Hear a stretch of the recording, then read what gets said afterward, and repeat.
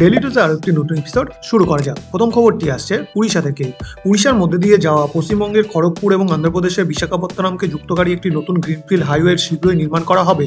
এই এক্সপ্রেসওয়েটি একটি গুরুত্বপূর্ণ লজিস্টিক করিডর হয়ে উঠতে প্রস্তুত, যা এই অঞ্চলে উচ্চগতির পরিবহন বাড়াবে। পূর্তমন্ত্রী পৃথ্বীরাজ হরিচন্দন শেয়ার করেছেন যে প্রকল্পের প্রাথমিক প্রস্তুতি ইতিমধ্যেই শুরু হয়েছে।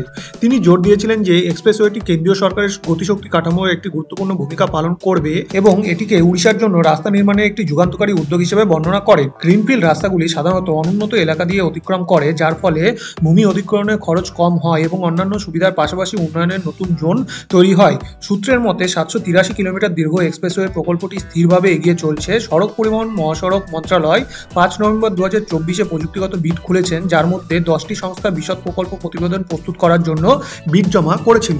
পরবর্তী খবরটি আসছে বেঙ্গালুরু মেট্রোর তরফ থেকে। বেঙ্গালুরু মেট্রো নেটওয়ার্ক একটি বড় সম্প্রসারণের জন্য প্রস্তুত, যার লক্ষ্য 2026 সালের মধ্যে মোট দৈর্ঘ্য 175 কিলোমিটার প্রসারিত করা।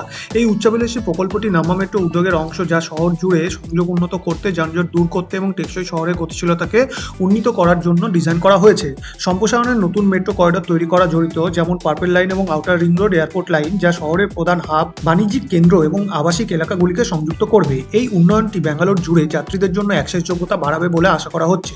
প্রকল্পের একটি প্রধান হাইলাইট হলো আধুনিক মেট্রো স্টেশন স্থাপন এবং বিদ্যমান বাস পরিষেবাগুলির সাথে একীকরণ, বিভিন্ন পরিবহন মোডের মধ্যে বিরামহীন স্থানান্তর করে সহজতর করা। অধিকন্তু যাত্রীরা সহজে তাদের চূড়ান্ত গন্তব্যে পৌঁছতে পারে তা নিশ্চিত করার জন্য শেষ মাইল সংযোগ বিধানগুলি অন্তর্ভুক্ত করা হচ্ছে, যা সামগ্রিক ভ্রমণের অভিজ্ঞতাকে উন্নত করবে। বেঙ্গালুরু মেট্রো রেল কর্পোরেশন প্রকল্পের তত্ত্বাবধানের জন্য দায়ী উন্নত প্রযুক্তি এবং টেকসই অনুশীলনগুলিকে অগ্রাধিকার দিচ্ছে। সম্প্রসারণ শক্তি দক্ষতা এবং কার্বন নিঃসরণ কমানোর উপর দৃষ্টি নিবদ্ধ করে, যা একটি পরিবেশ বান্ধব পাবলিক ট্রান্সপোর্ট সিস্টেমের জন্য শহরের দৃষ্টিভঙ্গির সাথে সারিবদ্ধ। পরবর্তী খবরটি আসছে র্যাপিডোর তরফ থেকে।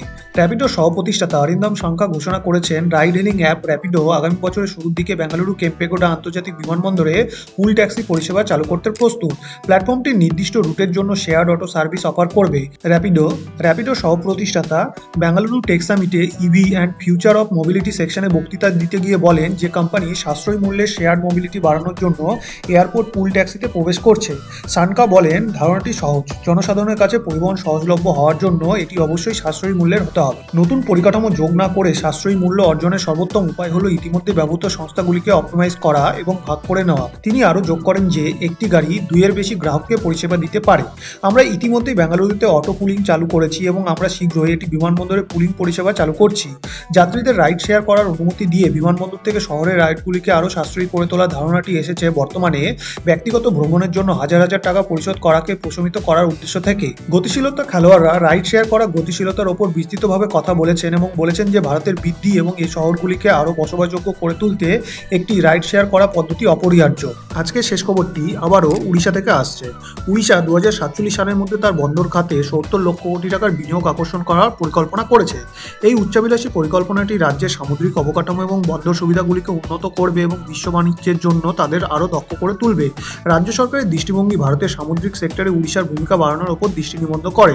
বন্দর অবকাঠামো উন্নত করার মাধ্যমে উড়িষ্যার লক্ষ্য বাণিজ্য বৃদ্ধি করা, অর্থনৈতিক সুযোগ তৈরি করা এবং বিশ্বব্যাপী শিপিংয়ে একটি গুরুত্বপূর্ণ খেলোয়াড় হিসেবে তার অবস্থানকে শক্তিশালী করা। বিনিয়োগটি উড়িষ্যা জুড়ে বিশ্বমানের বন্দর সুবিধাগুলি বিকাশের জন্য ব্যবহার করা হবে, যা দক্ষ, স্থায়িত্ব এবং ক্ষমতা সম্প্রসারণের উপর দৃষ্টি নিবদ্ধ করে। এই উদ্যোগটি বন্দরগুলিকে আরও বেশি প্রতিযোগিতামূলক এবং বৃহত্তর পরিমাণে কার্গো পরিচালনা করতে সক্ষম করে তুলবে বলে আশা করা হচ্ছে। এইভাবে আরও আন্তর্জাতিক বাণিজ্য আকর্ষণ করবে। আজকের ভিডিওটি এই পর্যন্ত। আরও আকর্ষণীয় পরিকাঠামোগত খবরের জন্য লাইক, শেয়ার এবং সাবস্ক্রাইব বোতামটি টিপতে ভুলবেন না। শুভমস্তু।